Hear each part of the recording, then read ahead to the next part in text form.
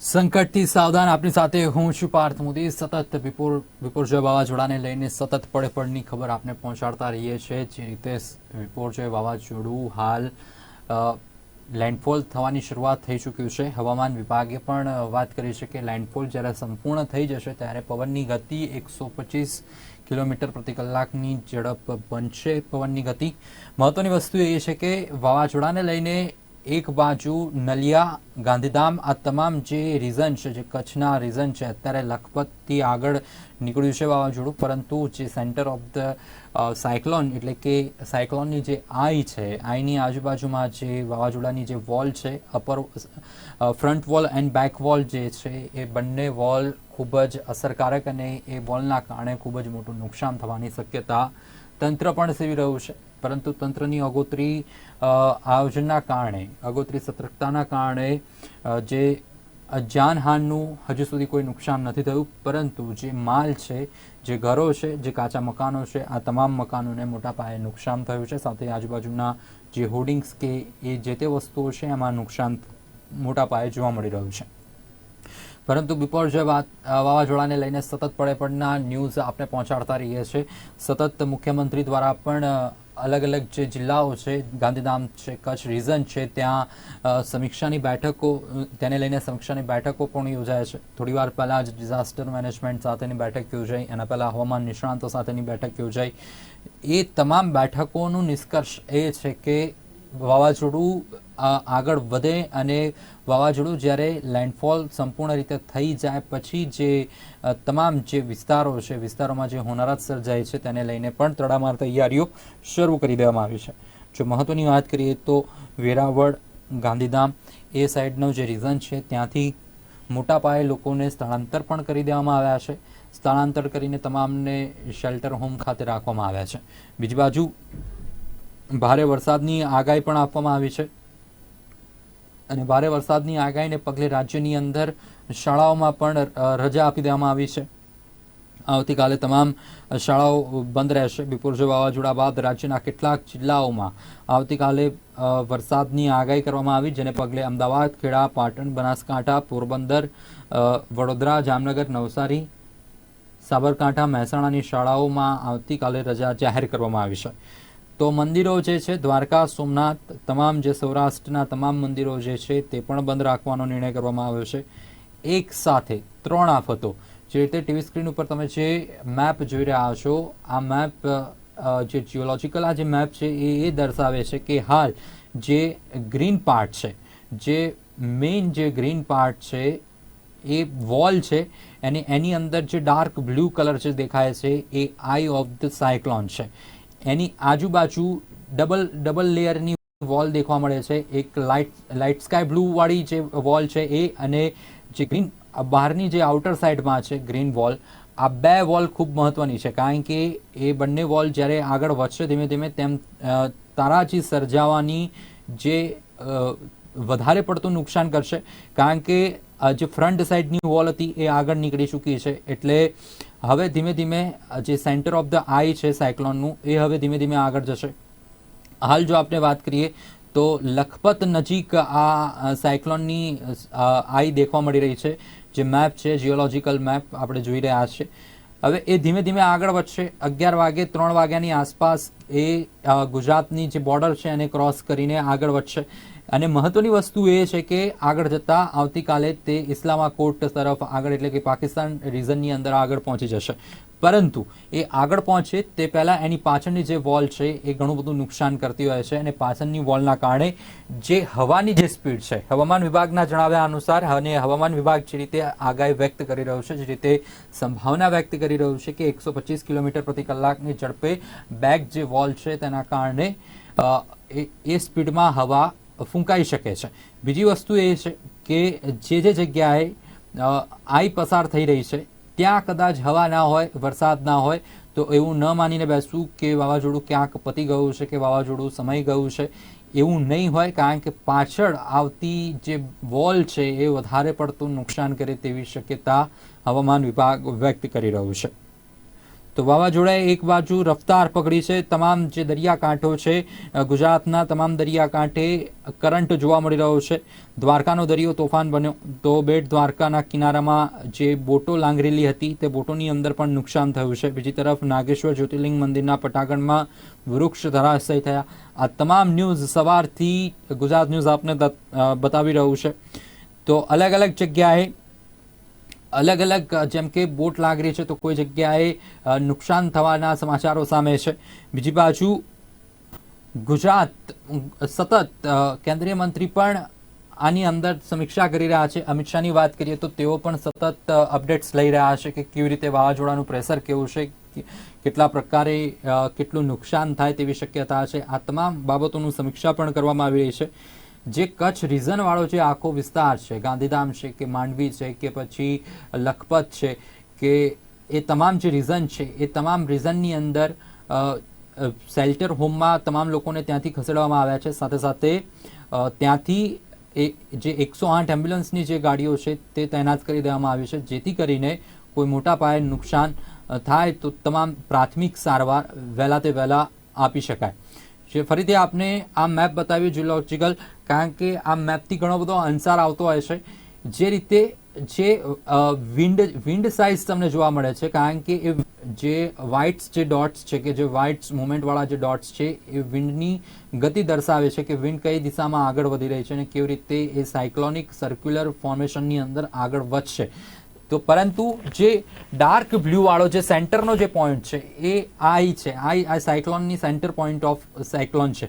અને એની પાછળ એની નેક્સ્ટમાં જે સ્કાય બ્લુ વાળી જે લાઇન છે એ મિડલ વોલ ઓફ સાયક્લોન છે. અને થર્ડ લેયર, સેકન્ડ લેયર જે ગ્રીન ડાર્ક ગ્રીનમાં જે લેયર છે વોલ છે એ મહત્વની વોલ છે, કારણ કે એમાં ખૂબ મોટું પ્રેશર રહેલું છે. ને એ પ્રેશર સાથે જ્યારે ધીમે ધીમે સાયક્લોન આગળ વધશે, મધરાત્રિ આગળ જેમ જેમ વધશે એમ એનો જે ડાયામીટર છે એ તમામ જે વિસ્તારો છે, જે કે નલિયા છે કે ગાંધીધામ છે, એ તમામ વિસ્તારોને કવર કરીને આવી રહ્યો છે.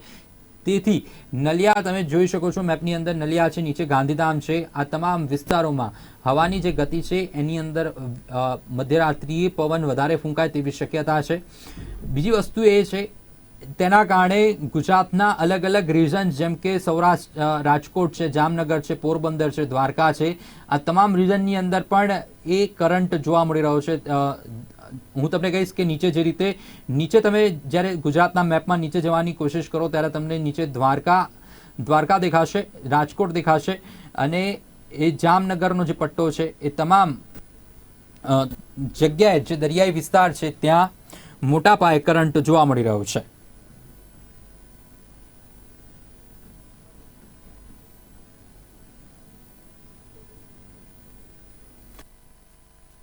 તો વાવાઝોડું આવ્યું, તારાજી લાવી તેવી વાત છે. વાવાઝોડાને પગલે 12 ટ્રેનો રદ કરવામાં આવી છે. કેટલીક 4300 જેટલી એસટી બસની જે ટ્રીપો છે તે રદ કરવામાં આવી છે. ભુજ શહેર અને ગ્રામ્યમાં પેટ્રોલ પંપો પણ બંધ કરી દેવામાં આવ્યા છે. છેલ્લા 2 કલાકમાં મુન્દ્રાની અંદર 1 ઇંચ જેટલો વરસાદ પણ ખાબકી ચૂક્યો છે. હાલ આ મહત્વના સમાચાર જે મળી રહ્યા છે અત્યારે, રાજ્યમાં 11થી વધુ જિલ્લાઓમાં આવતીકાલે શાળાઓ બંધ રહેશે. 2 કલાકમાં ધનસુરામ અને વાવમાં 1 ઇંચ વરસાદ ખાબક્યો છે. દ્વારકામાં રાત્રે પણ વૃક્ષો હટાવવાની કામગીરી તંત્ર દ્વારા કરવામાં આવી રહી છે. એક બાજુ મેપ છે, બીજી બાજુ જે વરસાદની જે ગતિ છે ને જે તાકાત છે વાવાઝોડાની એ આપને ટીવી સ્ક્રીન ઉપર દેખાડી રહ્યા છે. સાથે સાથે મહત્વના સમાચાર પણ આપને જણાવી દઈએ કે દ્વારકામાં રાત્રે પણ અત્યારે વૃક્ષો હટાવવાની કામગીરી. તો પાટડીના વડગામ ખાતે તો મહત્વના સમાચાર, વડાપ્રધાને મુખ્યમંત્રી સાથે ટેલિફોનિક સંવાદ કર્યો છે. સૌથી મહત્વના સમાચાર, ગુજરાત સરકારને તમામ મદદની ખાતરી વડાપ્રધાન નરેન્દ્ર મોદીએ આપી છે. તો સતત થોડા સમય પહેલા મેં આપને કહ્યું કે કેન્દ્રીય મંત્રી સહિત તમામ લોકો સમીક્ષા કરી રહ્યા છે. તો વડાપ્રધાન પણ ટેલિફોનિક રીતે અત્યારે મુખ્યમંત્રી સાથે વાતચીત કરી વન્ય પ્રાણીઓને સલામતી આપવાની પણ પ્રયત્ન થઈ રહ્યા છે. વડાપ્રધાને તમામ જે મદદ છે તે આપવાની વાત મુખ્યમંત્રીને કરી છે. ટેલિફોનિક વાતચીત થઈ મુખ્યમંત્રી સાથે, ગુજરાત સરકારને તમામ મદદની ખાતરી આપી. વડાપ્રધાન નરેન્દ્ર મોદી કેન્દ્ર સરકાર દ્વારા તમામ મદદો મળશે. ગીર ફોરેસ્ટના સિંહોને લઈને પણ ચિંતા વ્યક્ત કરવામાં આવી રહી છે, કારણ કે ગીરનો જે ભાગ છે, ગીરનો જે રીઝન છે તે પણ ઇફેક્ટેડ થાય તેવી શક્યતા છે. વન્ય પ્રાણીઓની સલામતી પણ એ પણ પ્રશ્ન સૌથી મોટો બની જતો હોય છે. વડાપ્રધાન નરેન્દ્ર મોદીએ મુખ્યમંત્રી ભૂપેન્દ્ર પટેલ સાથે ટેલિફોનિક સંવાદ કર્યો, સમીક્ષા કરી, વાતચીત કરી કે કેવા પ્રકારની સ્થિતિ હાલ ગુજરાતમાં બની રહી છે, કારણ કે લાઈવ સતત અપડેટ્સ મળી રહ્યા છે. કચ્છ રિજનની અંદર લેન્ડફોલ થવાની શરૂઆત થઈ ત્યારથી સાંજથી 6:41 જે શરૂઆત થઈ અને એના પછી જેમ જેમ ધીમે ધીમે જે સ્પીડ છે, હવાની જે ગતિ છે એ સતત વધી રહી છે અને તેને કારણે વડાપ્રધાન નરેન્દ્ર મોદી સાથે અમિત શાહ પણ સતત સમીક્ષા કરી રહ્યા છે કે કેવા પ્રકારેનું આ વાવાઝોડું કેવી રીતે આગળ વધશે અને કેવા પ્રકારેની નુકસાનની થાય તે તમામ વિષયો ઉપર ચર્ચા થાય. અને વડાપ્રધાન નરેન્દ્ર મોદીએ મુખ્યમંત્રી સાથે ટેલિફોનિક વાતચીતની અંદર જણાવ્યું કે તમામ જે મદદ છે વાવાઝોડા પત્યા પછી જે તમામ મદદ જરૂરિયાત પડશે રાજ્ય સરકારને કેન્દ્ર સરકાર આપશે તેવી ખાતરી પણ આપી છે. તો સૌથી મોટા સમાચાર અત્યારે સામે આવ્યા. વડાપ્રધાન નરેન્દ્ર મોદીએ મુખ્યમંત્રી સાથે ટેલિફોનિક સંવાદ કર્યો. તો આપને વધુમાં સમાચાર જો વાત કરીએ તો માંડવીમાં ભારે પવન સાથે ધોધમાર વરસાદ ખાબક્યો છે. માંડવીમાં અનેક ઠેકાણે વૃક્ષો પણ ધરાશાયી થયા છે. મોડાસા નડિયાદ હાઈવે પણ વૃક્ષો ધરાશાયી થયા છે. 300 જેટલા વૃક્ષો પડ્યા હોવાની પ્રાથમિક માહિતી હાલ મળી રહી છે. આવતીકાલનો દિવસ અને એના પછી કેટલા અંશે તારાજી સર્જાઈ છે, કેટલા અંશે ક્યાં ક્યાં નુકસાન થયું છે, એનો જે એનાલિટિકલી જે ગ્રાફ છે કે જે આખું જે લિસ્ટ છે એ આવતીકાલે સ્ટેટિસ્ટિક ખબર પડશે. પરંતુ હાલમાં જે પ્રાથમિક માહિતી અનુસાર જે વિગતો છે એ આપને જણાવી દઈએ કે 300 જેટલા વૃક્ષો ધરાશાયી થયા હોવાની માહિતી છે. વડોદરા, જૂનાગઢમાં આવતીકાલે શાળાઓ બંધ રહેશે.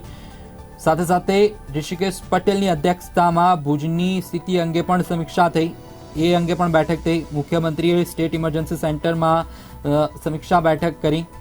બનાસકાંઠા, પાટણમાં પણ આવતીકાલે શાળાઓ બંધ રહેશે. તો દ્વારકામાં 3 વ્યક્તિઓ વીજપોલ ધરાશાયી થવાના કારણે તેઓ ઇન્જર્ડ થયા હશે, તેઓ ઘવાયા છે તેવી માહિતી હાલ મળી રહી છે. માધવપુર ગેર ચોપાટી પર શિવલિંગને નુકસાન થયું છે. 786 વીજપોલ પડવાની ફરિયાદો પણ તંત્રને મળી છે. અરવલ્લી જિલ્લામાં અનેક જગ્યાએ વીજ પુરવઠાઓ ખોરવાયા છે. ગિરનાર પર્વત પર 120 થી 140 કિલોમીટરની ઝડપે પવન ફૂંકાઈ રહ્યો છે. જેમ જેમ હાઇટ વધશે એમ પવનની ગતિ પણ વધશે, કારણ કે સાયક્લોન જે સતત, કારણ કે દરિયાથી હવા આકાશ વચ્ચેનું જે અંતર છે એમાં જે મિડલ ઓફ ધ સેન્ટરની વાત છે ત્યાં હવાનો જે વેગ છે એ સૌથી વધારે જોવા મળી રહ્યો છે. ધનસુરા બાયપાસ હાઈવે પર વૃક્ષો ધરાશાયી થયા. જામનગરમાં ઝાડ પડવાની પણ 61 ફરિયાદો તંત્રને મળી છે. અબડાસા તાલુકાના 168 ગામોમાં અંધારપટ છવાઈ ગયો છે. હવે જે કહી શકાય કે આજે સાંજે 6:30 કલાકે ધરતી ઉપર તેમનું આગમન થયું. જખો અને પાકિસ્તાનની વચ્ચે તેમનું આગમન થયું હતું અને ત્યારબાદ આંખ પણ હવે જે કહી શકાય કે વાવાઝોડાની જે આંખ છે ખૂબ જ મહત્વપૂર્ણ માનવામાં આવતી છે. આંખનું પણ લેન્ડિંગ થઈ ચૂક્યું છે અને હવે 2 થી 2.5 કલાકની અંદર સંપૂર્ણપણે કહી શકાય કે વાવાઝોડું છે એ જમીન ઉપર આવી જશે. ચોક્કસ કહી શકાય કે જે પ્રકારે અત્યારે એક પ્રથમથી જ હવામાન વિભાગ દ્વારા જે અનુમાન આપવામાં આવતું હતું કે વાવાઝોડા છે તેની પવનની જે ગતિ છે એ વધી શકે છે, જમીન ઉપર આવતું હશે ત્યારે તેમની ગતિ અનેક ગણી વધી શકે છે. મતલબ કે 125 થી 145 કિલોમીટરની ઝડપે પવનની ગતિ થઈ શકે છે. આપણે જણાવી દઉં અત્યારે અમે માંડવી ખાતે છીએ. માંડવીની જો વાત કરીએ તો માંડવીની અંદર પણ અત્યારે પવનની જે ગતિ છે એ અસાધારણ છે. ચોક્કસ 90 થી માંડી અને 100 કિલોમીટરની આસપાસની પણ એક અનુમાન લગાવવામાં આવી રહ્યું છે કે આટલી પવનની ગતિ હોઈ શકે, કારણ કે સતત અને સતત પવનની અંદર વધારો થઈ રહ્યો છે. આપણે જણાવી દઈએ કે માંડવીનો જે દરિયો છે તેનાથી 2 કિલોમીટરના અંતરે અત્યારે અમે જ્યાં છીએ એ સ્વામિનારાયણ મંદિર 2 કિલોમીટરના અંતરે આવેલું છે. આમ છતાં પણ અહીંયા જે અસાધારણ પવન ફૂંકાઈ રહ્યો છે ને આ પવન ફૂંકાવાના કારણે એક પાકું જે કહી શકાય ડૂમ બનાવવામાં આવેલા છે. તેમના ડૂમના જે અંદરના જે કહી શકાય કે જે પડને ઉખેડી નાખવામાં આવ્યા છે. વાવાઝોડાની તીવ્ર જે તાકાત છે તે અહીં જોવા મળી રહી છે. તો ચોક્કસ કલ્પના કરી શકીએ છીએ કે 2 કિલોમીટર અહીંથી કિલોમીટર જ્યારે દરિયો થાય છે તો આ દરિયાની અંદર અત્યારે કઈ પ્રકારનું તોફાન હશે. ચોક્કસ કહી શકાય છે કે જે વાવાઝોડું અત્યારે આવ્યું છે અને તેમની અત્યારે લેન્ડિંગની પ્રક્રિયા છે એ હજુ પણ પૂર્ણ થતાં ચોક્કસ 2 થી 2.5 કલાક જેટલો સમય થશે. પરંતુ અત્યારની જો વાત કરીએ તો વાવાઝોડું છે એ પોતાની ચરમસીમાની જે તાકાત છે, જે પ્રચંડ તાકાત છે એ અત્યારે કચ્છની અંદર બતાવી રહ્યું છે. જખો તેમજ નલિયાની આસપાસની અંદર ભારે તબાહી મચી હોઈ શકે છે. ચોક્કસ કહી શકાય છે કે આ તબાહીનો મંજર અત્યારે એક પ્રકારે કહી શકાય કે રાત્રિનો સમય છે. બીજું મહત્વની વાત કે સમગ્ર કચ્છની અંદર અત્યારે લાઇટ વીજળી ગુલ થઈ ગઈ છે. હજારોની સંખ્યામાં, કદાચ કહીએ તો પણ અતિશયોક્તિ નથી, મોટી સંખ્યાની અંદર વીજ પોલો ધરાશાયી થઈ ગયા છે. ખાસ કરીને કચ્છના જખો અને નલિયાની આસપાસના જે વિસ્તારો છે ત્યાં સંખ્યાબંધ જે કહી શકાય વૃક્ષોનો પણ ધરાશાયી થવાના સમાચાર મળી રહ્યા છે. આ ઉપરાંત કચ્છને અન્ય જે કચ્છના બીજા વિસ્તારોને એક પંથકને બીજા પંથકની સાથે જોડતા તમામ જે મુખ્ય માર્ગો છે તેમના ઉપર ભારે પવનના કારણે તોતિંગ વૃક્ષો છે એ ધરાશાયી થઈ ગયા છે. આ વૃક્ષો ધરાશાયી થવાના કારણે મહત્તમ જે માર્ગો છે કચ્છના, અત્યારે ઇન્ટરનલ જે માર્ગો છે તે અત્યારે બંધ હાલતમાં જ એક પ્રકારે કહી શકાય કે બંધ થઈ ગયા છે. આ પ્રકારની પરિસ્થિતિમાં સર્જાય છે. બીજી મહત્વની વાત કે અત્યારે વાવાઝોડાનું ચરમસીમા ચાલી રહી છે. પૂર ઝડપે પવન ફૂંકાઈ રહ્યો છે અને હજુ પણ પવનની ગતિ વધે આ પ્રકારની એક જે આશંકા જે હવામાન વિભાગે પહેલેથી જ અનુમાન વ્યક્ત કર્યું છે તે જ્યારે વાવાઝોડું સંપૂર્ણપણે જમીન પર આવી જશે તો ચોક્કસ કહી શકાય કે પવનની ગતિમાં હજુ પણ વધારો થઈ શકે. આવા સંજોગોની અંદર અત્યારે ચોક્કસ એક કપરા કાળમાંથી કચ્છ પસાર થઈ રહ્યું છે. કચ્છ જ નહીં પરંતુ સૌરાષ્ટ્ર પણ પસાર થયું છે તેવું પણ કહી શકાય. ભાવનગરમાં 4 કલાકની અંદર 2 ઇંચ જેટલો વરસાદ વરસવો, મતલબ ક્યાંક ને ક્યાંક બિપોઈ જોર જે વાવાઝોડું છે તેમની જ અસર અત્યારે સમગ્ર સૌરાષ્ટ્ર અને કચ્છની અંદર સવિશેષ જોવા મળી રહી છે. જી, તો જે રીતે સૌરાષ્ટ્ર રિજનના લોકેશન હેડ મિલન ઠાકર જોડાયા હતા અને તેમણે વાત કરી કે ભાવનગરની અંદર પણ વરસાદ છે, સાથે સાથે ભુજમાં પણ એ વરસાદ જોવા મળી રહ્યો છે. સૌરાષ્ટ્ર રિજનની અંદર પણ સતત વરસાદનો માહોલ જોવા મળી રહ્યો. એક બાજુ જો દ્વારકાની વાત કરીએ, પોરબંદરની વાત કરીએ, આ તમામ જગ્યાએ જે દરિયાઈ જે કરંટ જોવા મળ્યો, કારણ કે દ્વારકામાં જે મોટા મોટા મોજા ઉછળતા હતા તેને લઈને પણ તંત્ર સતર્ક જોવા મળ્યું છે. 4:30 થી 5 વાગ્યાના અરસાથી જ શરૂ થઈ ગઈ છે. પરંતુ માંડવીના જે ગ્રામ્ય વિસ્તારની વાત કરીએ આપણે તો લગભગ 2-2.5 વાગ્યાથી વાવાઝોડાની સીધી અસરો છે. ભારે પવન ફૂંકાવાની શરૂઆત થઈ ગઈ હતી. ત્યારબાદ વરસાદના ઝાપટા પડવા. અત્યારની જ વાત કરું આપને તો અત્યારે પણ ભારે પવન તો ફૂંકાઈ રહ્યો છે, સાથે સાથે વરસાદી ઝાપટા પણ આવી રહ્યા છે. મતલબ ક્યાંક ને ક્યાંક જે માંડવી તેમજ આસપાસના જે વિસ્તારમાં આટલી ઇફેક્ટ છે તો એનો મતલબ એ થયો કે સમગ્ર જે કચ્છ અને ખાસ કરીને નલિયા અને જે જખૌ છે કે જ્યાં અત્યારે જે એપિસેન્ટર માનવામાં આવે છે આ વાવાઝોડાનું, એક પ્રકારે કહી શકાય કે ત્યાં લેન્ડિંગ કર્યું છે વાવાઝોડાએ, તો એ જ્યાંથી જે જમીન ઉપર આવ્યું છે તો ત્યાં તેમની સૌ વિશેષ અસર છે. અત્યારે જે પ્રાથમિક રીતના જે સમાચાર સામે આવી રહ્યા છે કે સંખ્યાબંધ જે વીજપોલ ધરાશાયી થયા છે. આ વીજપોલ ધરાશાયી થવાના કારણે તમામ જે કહી શકાય લગભગ સંપૂર્ણ કચ્છની અંદર કોક જ એવા જે શહેર છે કે જ્યાં વીજળીની સુવિધા હોય, લગભગ તમામ માંડવીની અત્યારે વાત કરીએ તો માંડવીમાં પણ અત્યારે સંપૂર્ણપણે વીજળી ગુલ થઈ ચૂકી છે.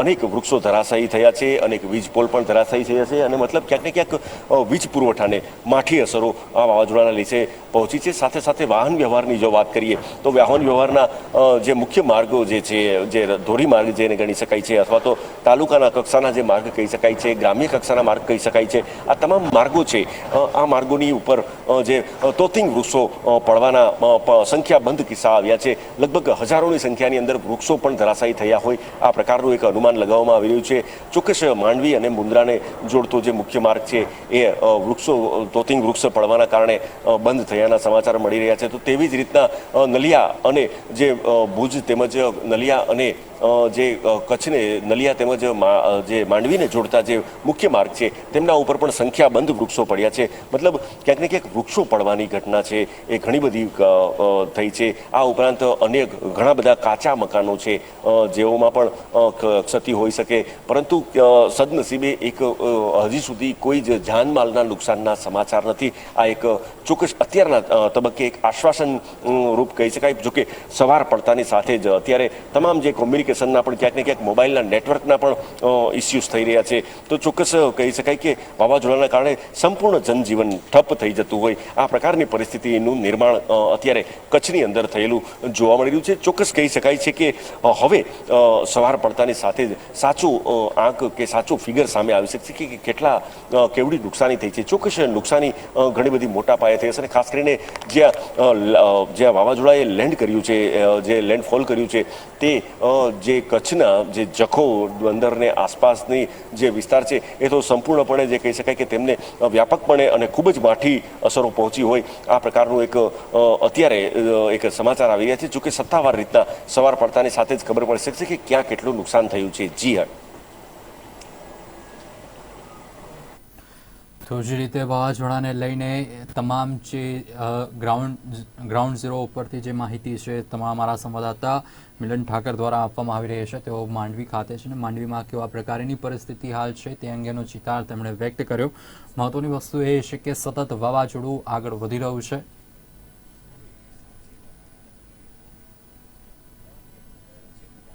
સંખ્યાબંધ વૃક્ષો પડી ગયા છે, મુખ્ય માર્ગો બંધ થયા છે, તો તાત્કાલિક અસરથી આ વૃક્ષોને રસ્તા ઉપરથી હટાવી અડચણરૂપ જે છે તેમના કારણે અત્યારે વાહન વ્યવહાર પણ ઠપ થયો હશે। તો ચોક્કસ ક્યાંક ને ક્યાંક આ જે વાહન વ્યવહારને પુનઃ ધબકતો કરવો આ એક તંત્ર માટે એક મોટો પડકાર હશે। તેવી જ રીતના જો વાત કરીએ વીજપોલ જે ધરાશાયી થયા છે, તો પીજીવીસીએલ તંત્ર ચોક્કસ અગાઉથી જ આગોતરીઓ આયોજન કરવામાં આવ્યું છે। સ્ટેન્ડ બાયમાં ટીમો પણ રાખવામાં આવી છે। વીજ પુરવઠો તાત્કાલિક પુનઃ કાર્યરત કરવા માટેની તેમની ખેવના છે, પરંતુ જે અત્યારે સૌથી મોટી જે વસ્તુ જે સામે આવી રહી છે, અત્યારે વાતાવરણ જે છે એ હજુ પણ વધારે ચોક્કસ બગડી શકે છે। વધુ પણ જે પવનની ગતિ પણ છે હજુ પણ વધી શકે આ પ્રકારના એક જે હવામાન વિભાગે જે આગાહી કરી છે તે પ્રમાણેની જ અત્યારે પરિસ્થિતિ છે એ ક્યાંક ને ક્યાંક જોવા મળી રહી છે। હું આપણે ફરી એક વખત દ્રશ્યો બતાવવાના પ્રયત્ન કરીશ કે અહીંયા જે અત્યારે મુન્દ્રા ખાતે માંડવી ખાતે અમે છીએ, સ્વામિનારાયણ મંદિરમાં અમે રોકાયેલા છીએ। ત્યાં સ્વામિનારાયણ મંદિરના જે વિશાળકાય ડૂમ છે તેની જે કહી શકાય કે આ ડૂમના જે ક્ષતિગ્રસ્ત કર્યો છે આ દ્રશ્યોની અંદર જોઈ શકો છો કે ડૂમ છે એ સંપૂર્ણપણે અત્યાધુનિક પદ્ધતિથી બનાવવામાં આવેલો છે, પરંતુ વાવાઝોડાની જે તાકાત જે છે, પવનની જે તાકાત છે, આ તાકાત કેટલી છે કે ડૂમના જે ડૂમનું જે પીવીસી છે આ સંપૂર્ણપણે કાઢી નાખ્યું છે।